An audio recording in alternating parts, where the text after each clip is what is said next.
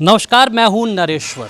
किसी शायर ने कहा है, ये हसीन चेहरे मेरी तस्बीह के दाने हैं, निगाहें फेर लेता हूं, इबादत हो जाती है। जी हाँ, डॉक्टर्स जो हैं वो हमारे लिए एक तरह से इबादत, भगवान का ही रूप होता है। बदलते समय में चुनौतियाँ नई हैं स्वास्थ्य को लेकर, और उन्हीं चुनौतियों पर काम कर रहे डॉक्टर्स को दिल्ली मेडिकल एसोसिएशन ने सम्मानित किया है। चलिए दिल्ली मेडिकल एसोसिएशन के अध्यक्ष से पहले बात करेंगे। सर, सबसे पहले मैं जानना चाहता हूं कि दिल्ली मेडिकल एसोसिएशन का एक बड़ा नाम है, लेकिन ट्रीटमेंट हो रहा है, लेकिन जितने भी नए नए आविष्कार हो रहे हैं, नई नई तकनीक आ रही है, लेकिन चुनौतियां कम नहीं हो रही स्वास्थ्य के लिहाज से। नहीं, देखिए, दिल्ली मेडिकल एसोसिएशन विश्व की सबसे पुरानी मेडिकल एसोसिएशन है। 110 साल का हमारा इतिहास है। 1914 वर्ल्ड वॉर 1 में हम बने थे, और तब से लेकर आज तक पूरे विश्व में सबसे अग्रण्य मेडिकल एसोसिएशन के रूप में हम काम कर रहे हैं। हमारे 20,000 डॉक्टर हैं, उसका एक प्रतिरूप 20 डॉक्टर्स, सीनियर डॉक्टर्स की गोष्ठी यहाँ चल रही है, जो हम आज के विषयों पे चिंतन और मंथन सभा कर रहे हैं। लेकिन चुनौतियाँ, जीवन में सब चुनौतियाँ होती हैं, और रोज़ एक नई चुनौती आती है और उसका भरपूर सामना किया जाता है। लेकिन आज के डेट में जो पब्लिक अगर एक डॉक्टर को पेशा बना के और कंज्यूमर प्रोटेक्शन एक्ट के नज़रिए से और एक प्रोफेशन और एक ट्रेडर की तरह ट्रीट करती है, और जो डॉक्टर का जो सम्मान था जब वो चला गया है पब्लिक की नज़र से, उससे बहुत नुकसान और हानि हुई है, और अल्टीमेट हानि पेशेंट की हुई है। और जो जरा सी बात पे ये समझ लेना कि किसी डॉक्टर ने किसी के साथ जान के कुछ कर दिया है, ऐसा नहीं है। ये जो एम्बुलेंस चेजर्स कहलाते थे, या एक वकील, पेशेवर वकील, कि हम डॉक्टर पे केस करके हर्जाना वसूल करेंगे और आधा आधा बांट लेंगे, ये जो पार्टनरशिप इलीगल चल रही है समाज में, उसने इस चिकित्सा श्रेणी का और जो मरीज़ों को चिकित्सा मिलती है उसका नुकसान किया है। Ultimate loser is the public. ये पब्लिक को समझना है, ये पब्लिक को समझना है। और चुनौती हर पेशे में आई है, उससे डॉक्टर भी अछूते नहीं हैं। लेकिन जब आप अपना काम ईमानदारी के साथ करते हैं, मरीजों के हित में करते हैं, तो निश्चित रूप का उसका असर भी होता है। डॉक्टर साहब, मैं आपका परिचय जानना चाहूँगा। डॉक्टर चेतल हूँ, और मैं सरकार से, गवर्नमेंट ऑफ दिल्ली से रिटायर्ड मेडिकल सुपरिटेंडेंट हूँ, और आज डीएमए ने हमको यहाँ ऑनर करने के लिए बुलाया, तो मैं यहाँ पे आया हूँ, और अभी अपने सभी डॉक्टर्स के साथ में आपके सामने बैठा। डॉक्टर साहब, आपका क्या अनुभव कहता है? आप लगातार अपने डॉक्टर का अपने महत्वपूर्ण जिम्मेदारी निभाई है, किस तरह का बदलाव आप देख रहे हैं? एक बदलाव लगातार आयुष्मान भारत और नई नई स्कीमें आ रही हैं, कोशिश हो रही है कि सरकार की गरीबों तक पहुंचे, एक तरफ अमीर और एक तरफ गरीब, कितना बदलाव आप देखते हैं? देखिए, जो जहाँ तक सरकार की स्कीम की बात है, सभी स्कीम्स अच्छी हैं और सभी सरकारी अस्पतालों के अंदर इम्प्लीमेंटेड है, और वो सबको बेनिफिट मिलता है, ऐसा नहीं है कि नहीं मिलता। और इसी प्रकार से कुछ स्कीम्स ऐसी भी हैं जो प्राइवेट सेटअप्स में, प्राइवेट हॉस्पिटल्स में भी प्रिवेलिंग है, जैसे ईडब्ल्यूएस के ट्रांसफ़र्स हैं, ईडब्ल्यूएस की सर्जरीज़ हैं, और फ्री में जो उनके लिए किया जाता है वो प्राइवेट हॉस्पिटल्स भी करते हैं, ऑथराइज्ड हॉस्पिटल्स हैं, तो they are providing.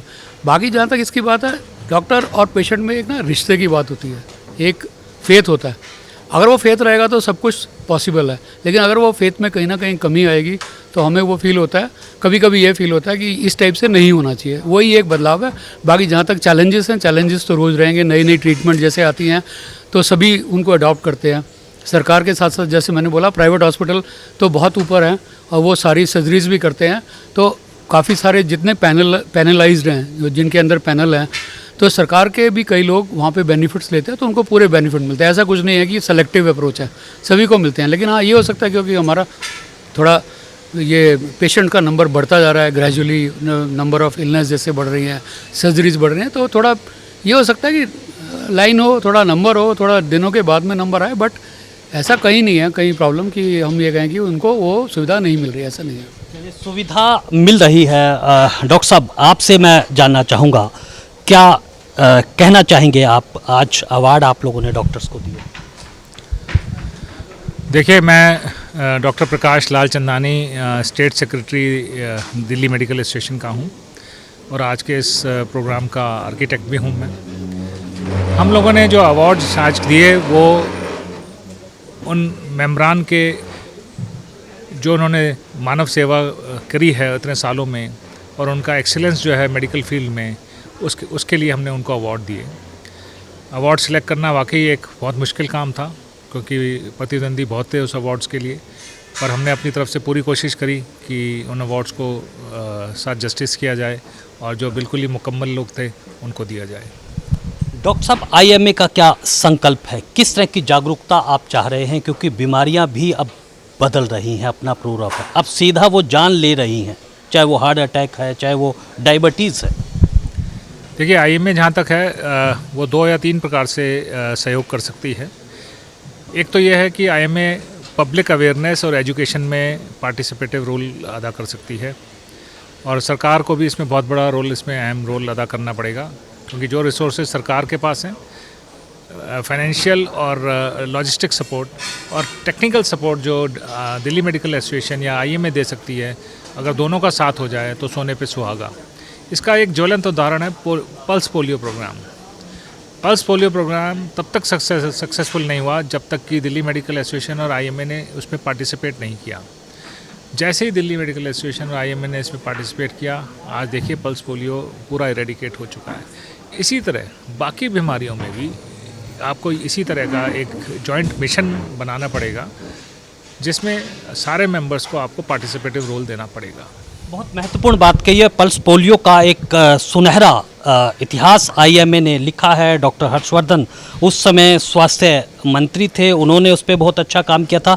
Ji sir, मैं आपका परिचय जानना चाहूँगा। अच्छा, मैं डॉक्टर सुशील भसीन, मैं न्यूरोसर्जन हूँ, ब्रेन और स्पाइन ऑपरेट करता हूँ और सब तरह के पैरालिसिस, एपिलेप्सी, हेडेक और सारे ब्रेन और रीढ़ की हड्डी के रिलेटेड जितने भी पेशेंट्स हैं और जितनी भी बीमारियाँ हैं उनके बारे में उनको ट्रीट करता हूँ। डॉक्टर साहब, किस तरह का चेंज आप देख रहे हैं? मेरा सवाल आपसे सीधा सा है कि सरकार ने भी अभी जो आयुष्मान भारत के तहत कहा है कि 70 जो साल के उम्र तक है उनको मुफ्त देंगे। ये जो बीमारियां हैं वो आम गरीब आदमी भी उनको वहन कर पा रहा है, उन चीज़ों को कर रहा है कुछ चेंज? देखो, बिल्कुल कर रहा है। जैसे मैं आपको बताऊं कि जैसे दिल्ली के अंदर ही हम जिनके भी एक्सीडेंट्स होते हैं वो डाक स्कीम के अंदर आ रहे हैं, दिल्ली आरोग्य कोष के अंदर। और हम जैसे न्यूरोसर्जन हैं, अगर किसी पेशेंट को ब्रेन में चोट लगी है तो हम तुरंत उसी वक्त, चाहे रात को हो चाहे दिन में हो, ऑपरेशन करते हैं क्योंकि अगर पहले ब्रेन को डीकम्प्रेस नहीं करेंगे, ऑपरेट नहीं करेंगे तो पेशेंट बचता नहीं है, चाहे उसने पैसे दिए नहीं दिए, हम करते हैं। और इनफैक्ट लोग बहुत फ़ायदा उठा रहे हैं और इसमें कई बार कुछ लोग नाजायज़ फ़ायदा भी उठा रहे हैं कि गिरे घर पे हैं पर अपने आप को एक्सीडेंट बना के आगे की उनको, क्योंकि सबको पता है। और फिर जो गवर्नमेंट है कर रही है उनके लिए, तो क्योंकि hospitals otherwise they are very expensive, ICU care इतनी एक्सपेंसिव है और जो एक बार ये पेशेंट ब्रेन के लिए ऑपरेट करते हैं, कम से समझो कि 10 दिन तो मिनिमम उसको आईसीयू में केयर चाहिए। अदरवाइज अगर government, I think government is doing a great deal and so are the doctors. और हम तो ऑलमोस्ट फ्री उनको ऑपरेट कर रहे हैं। हम तो कभी ध्यान नहीं रखा कि हमें कुछ पैसे मिल भी रहे हैं कि नहीं मिल रहे हैं। सो ना के बराबर हैं। डॉक्टर साहब, क्या सलाह आप देना चाहेंगे अगर किसी को भी कोई इस तरह की आकस्मिक वो दुर्घटना हो जाए, क्या करे वो पहले? सबसे देखो, अगर वो आए सबसे पहले सीधा हॉस्पिटल में इमरजेंसी में आए और इमरजेंसी में पूरी केयर होती है। वहाँ पर हमारे इमरजेंसी के अंदर सब कंसल्टेंट्स भी हैं, तुरंत सीनियर कंसल्टेंट को बुलाते हैं और इलाज करते हैं। और मैं सोच रहा हूँ कि जो इमरजेंसीज हैं ब्रेन के अंदर, चाहे ब्रेन के अंदर दिमाग में नस फट रही है, स्ट्रोक हो रही है, पैरालिसिस हो रहा है, मिर्गी का दौरा पड़ रहा है जो रुक नहीं रहा है, या सर की चोट लगी है, चाहे ब्रेन ट्यूमर है, इनक्रेडिबल केयर मिल रही है। और पेशेंट, इवन गरीब पेशेंट पूरा लाभ उठा रहे हैं एटलीस्ट हमारे हॉस्पिटल में, बिकॉज वो चैरिटेबल है। महाराजा अग्रसेन हॉस्पिटल है, उसका मैं हेड हूँ और पूरी तरह से, पूरी निष्ठा से हम ब्रेन के पेशेंट्स की इलाज कर रहे हैं। बहुत काबिल तारीफ काम है। न केवल सरकारी हॉस्पिटल बल्कि जो चैरिटेबल के तहत हॉस्पिटल चल रहे हैं वो भी अत्याधुनिक हैं इलाज देने के में। नमस्कार मैम। मैं आपसे परिचय जानना चाहूँगा आपको। हाँ जी, मैं डॉक्टर सीमा भसीन और मैं एक वरिष्ठ स्त्री रोग विशेषज्ञ यानी गायनेकोलॉजिस्ट हूँ, जो कि सारे गायनी की सर्जरीज़, यूट्रस निकालना या बेबीज़ डिलीवर करना, सिजेरियंस और लैप्रोस्कोपिक सर्जरीज़, ये सब करती हूँ। मैं अपोलो क्रेडल से अटैच्ड हूँ और लगभग 30 साल से प्राइवेट प्रैक्टिस में हूँ। डॉक्टर साहब, एक सवाल मैं जानना चाहूँगा। बहुत कुछ जागरूकता आई है लेकिन आज भी महिलाओं से जुड़े हुए रोगों के बारे में एक थोड़ा सा हिच है। हम उस चीज़ को समझ नहीं पाते, उसको लेकर क्या कहेंगी आप? एक बात तो मैं ये कहना चाहूँगी कि अब पहले के अपेक्षा औरतों में अवेयरनेस ज़्यादा है, क्योंकि शायद थोड़ा पढ़ी लिखी हैं तो वो समझती हैं। मुझे याद है जब मैं प्रैक्टिस में आई थी, कोई भी औरत नॉर्मल एक ब्रेस्ट चेकअप के लिए या गायनी चेकअप के लिए नहीं आती थी, लेकिन अब उसके कंपैरिजन में औरतें आती हैं, चेकअप कराती हैं। और मेरे ख्याल से मुझे नहीं मालूम मैं कितने ब्रेस्ट कैंसर मैं पकड़ती हूँ अपने क्लिनिक पे, विच इज़ वेरी गुड। वो बहुत ही अच्छी एक बात है। पर मैं बस इस माध्यम के ज़रिए लोगों को एक चीज़ कहना चाहती हूँ कि आप ये समझें कि जो हम डॉक्टर्स काम कर रहे हैं, स्पेशली हम गायनिकोलॉजिस्ट, मैं तो सोचती हूँ कि हमारा काम बहुत ही नोबल है। अगर आप एक नई ज़िंदगी इस संसार में ला रहे हैं तो बहुत ही नोबल प्रोफेशन है। दिन रात काम करते हैं, जब कॉल आती है भागते हैं, ठीक है। और जब तक वो एक बच्चा बाहर नहीं आता है तब तक हमारी अपनी सांसें भी अटकी रहती हैं। बहुत ही इम्पॉर्टेंट हमारा काम है। लेकिन लोगों ने ना इसको प्राइवेट प्रैक्टिस में कमर्शियल समझना शुरू कर दिया कि हम एक कमर्शियल पैसे के लिए काम करें, जबकि ऐसा नहीं है। आज मुझे 30 साल हो गए हैं, मैं चाहूँ तो मैं अब उस पर पहुँचूँ कि नहीं, अब मुझे नहीं करना है, बिकॉज मुझे ऐसा लगता है nobleness in the profession is going. वो जो पहले एक होता था कि डॉक्टर जो बच्चा आपका डिलीवर कर रही है, बहुत ही मतलब उनके लिए बड़ा सम्मान होता था। वो अब लोग सोचते हैं अरे इतना पैकेज, इतने पैसे दे रहे डॉक्टर ने, बच्चा कर दिया, एक ड्यूटी पूरी कर दी। It is not like that. Still there is so much of nobleness in this profession. मैं लोगों से रिक्वेस्ट करूँगी इस चीज़ को ना इतना कमर्शलाइज ना करें, और डॉक्टर्स को भी सोचे वो इंसान है। देखो हमारे पास इतने कॉम्प्लिकेटेड केसेस आते हैं, और प्रेगनेंसी में इतनी कॉम्प्लिकेशंस होती हैं कि मैं आपको बता नहीं सकती। डायबिटीज़ है, हाइपरटेंशन है, there so many other things which we deal with. और उस सिचुएशन में हम उसको कैसे डील करते हैं, 9 महीने माँ का कैसे ख्याल रखते हैं, कैसे उस प्रेगनेंसी को हम पार लगाते हैं, ये आम इंसान नहीं सोच सकता है। तो लोगों को ये सोचना है कि अगर डॉक्टर इतनी मेहनत कर रही है और इतनी मतलब हमारे बच्चे की, हमारी प्रेगनेंसी पार लगा रही है, तो उसमें उसका कुछ हमको श्रेय दें। It is not just for money. ये पैसे, चलो प्राइवेट प्रैक्टिस में पैसा तो हम कमाएंगे, वो तो एक पैसा तो मिलना ही है, लेकिन उसमें जो फिर भी इसके अंदर जो एक आप कहेंगे नोबलनेस है कि जिस भाव से वो डॉक्टर काम करिए, आप समझे वो इंसान है। और इतने कॉम्प्लिकेटेड केसेस होते हैं कि कॉम्प्लिकेशन आती है डिलीवरीज़ के दौरान, हम उससे डील करते हैं, दिन रात जूझते हैं, कभी घंटों लग जाते हैं, ब्लीडिंग ही नहीं रुकती पेशेंट की। हमें कई घंटे मैंने लगाए हैं ऐसे केसेस में, लेकिन अल्टीमेटली पेशेंट बचता है। कभी कभार दुर्भाग्य से किसी गायनेकोलॉजिस्ट से ऐसा हो जाए कि पेशेंट ना बचे, कभी कोई कॉम्प्लिकेशन इतनी सिवियर होती हैं, तो उसमें डॉक्टर को दोष ना दें, क्योंकि कोई डॉक्टर आपका केस ख़राब करने के लिए नहीं है। These are things which are documented in the books कि दिस कैन हैपन। अगर पोस्टमार्टम हेमरेज होना है, डिलीवरी के बाद ब्लीडिंग होनी है, ये होती है, बहुत सारे पेशेंट्स में होती है। पर उसमें ऐसा होता है 10 में से 9 को हम संभाल लेते हैं, कभी कभी एक नहीं संभाल पाता है। तो डॉक्टर को उसके दोषी ना ठहराया जाए, डॉक्टर को उसके लिए क्रिमिनल उसके अंदर ना लिया जाए कि क्राइम कर दिया और पेशेंट मार दिया। This is a very wrong attitude which people should understand. आपके बहुत काबिले तारीफ़ काम डॉक्टर करता है और बहुत नोबल प्रोफेशन है। सबसे बड़ा सवाल मैं डॉक्टर साहब आपसे जानना चाहता हूँ, कोरोना काल में जिस तरह की स्वास्थ्य सेवाएं देखा आपने किस तरह से बिगड़ गया, कितना हम सीख पाए हैं उस दौर से, या अब जो है हम लगता है वही चीज़ पे पुराने डर्रे पर फिर चले जा रहे हैं? नहीं, देखिए कोरोना काल तो हमारे डॉक्टर्स के लिए तो बहुत ही टेस्टिंग टाइम्स थे, क्योंकि सारी दुनिया घर में थी, हम लोग काम कर रहे थे, और हम लोग मतलब इतना अपना रिस्क उठा के, अपनी फैमिली को रिस्क उठा के हम ऑपरेट, हमने कोई सर्जरी बंद नहीं करी। आप देखिए जो डिलीवरी आनी है, डिलीवरी बंद नहीं हो सकती, सब डिलीवरीज हम कर रहे थे। डॉक्टर साहब सब ब्रेन ट्रॉमा सब ऑपरेट कर रहे थे।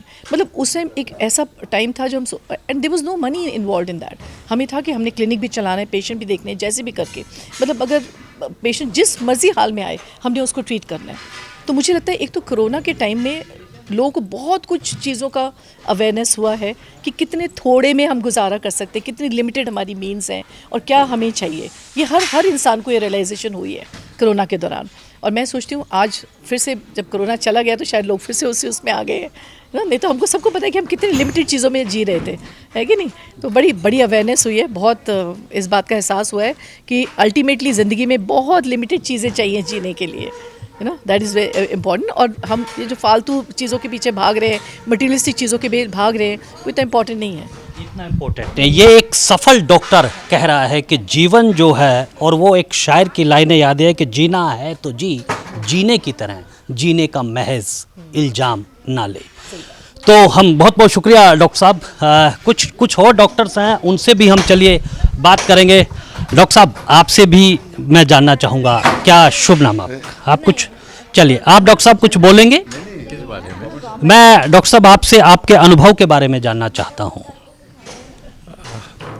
अभी जो रिश्तों की बात हुई, डॉक्टर्स और मरीज के रिश्तों की, डॉक्टर अपना काम बखूबी करता है, लेकिन आज एक पेशेंट को, अपने परिचित को अपने बचाने के लिए वो पूरी उम्मीद डॉक्टर्स पर लगाता है, उम्मीद ज़्यादा लगा लेता है, क्या कहेंगे?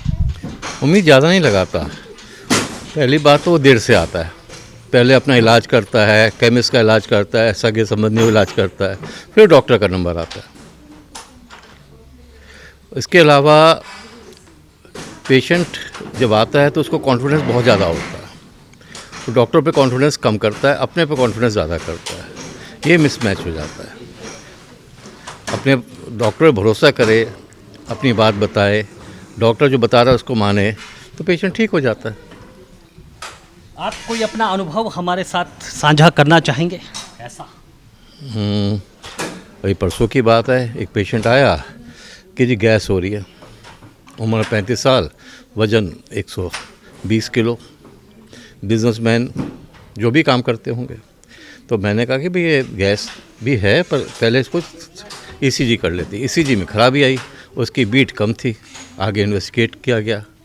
तो लोग बागों को बहुत मिसकंसेप्शंस हैं। डॉक्टर उनके साथ के लिए, उनसे दूर नहीं है, पर उन पे भरोसा करना सीखें। अपने पे ज़्यादा भरोसा करने से वो फंस जाते हैं। चलिए, तो सबसे बड़ा सूत्र जो है वो डॉक्टर पर भरोसा करना ही सबसे बड़ी बात है, और विश्वास ही सबसे बड़ी पूंजी है।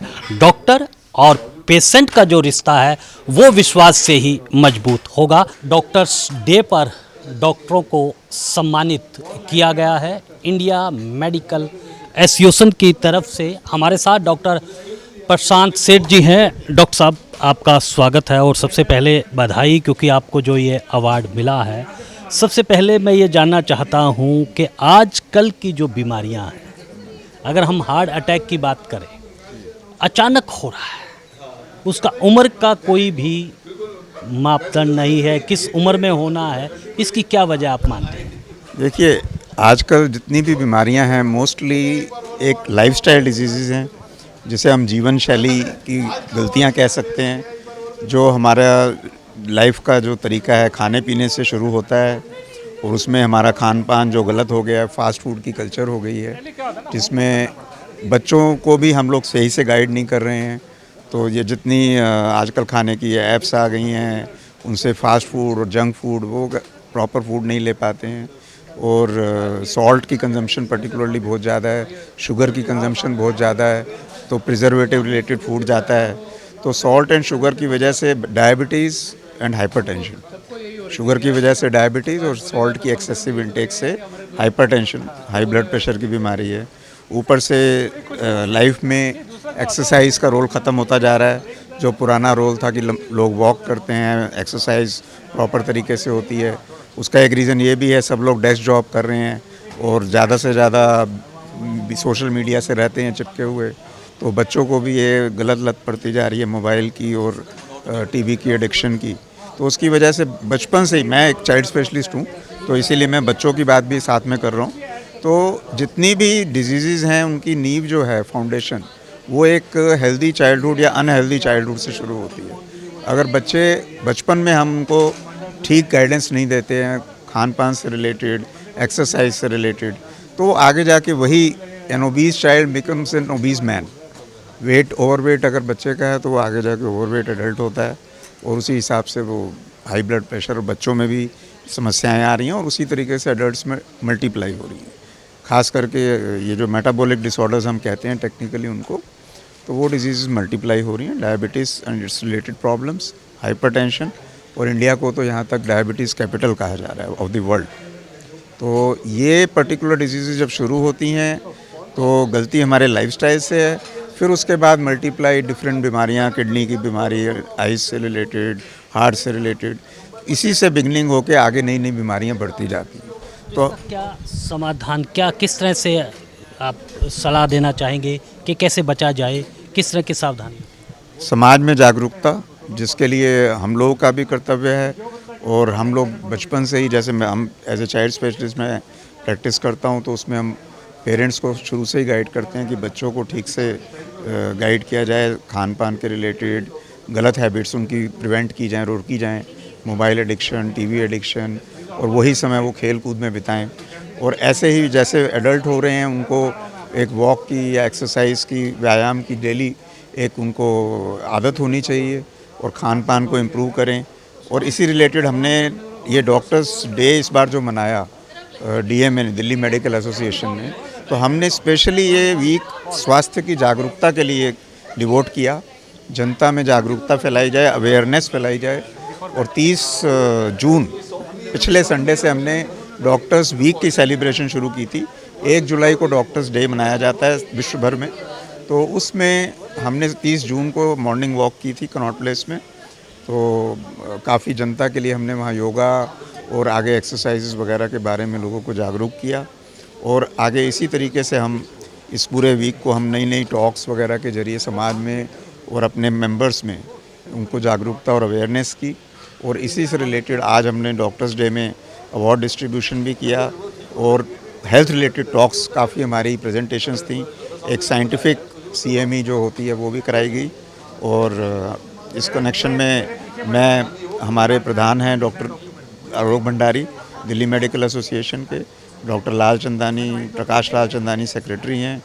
तो इन लोगों ने और हम सभी मेंबर्स ने इसमें अपनी पूरी कंट्रीब्यूशन की है। और आगे हम चाहेंगे कि यही हम स्वास्थ्य के प्रति जागरूकता, अवेयरनेस को जनता तक और बढ़ाएं, जिससे कि हम ज़्यादा से ज़्यादा बीमारियां रोक पाएँ।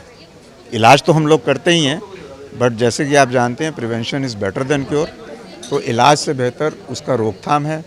इसी पे हम आगे अपना स्ट्रेस देना चाहिए। तो आप सभी को एक बार फिर डॉक्टर्स डे की हार्दिक शुभकामनाएं। और आज के लिए बस इतना ही। मुझे मेरे सहयोगी रविंद्र के साथ दीजिए अनुमति। आप बने रहें ब्रॉडकास्ट मंत्रा के साथ।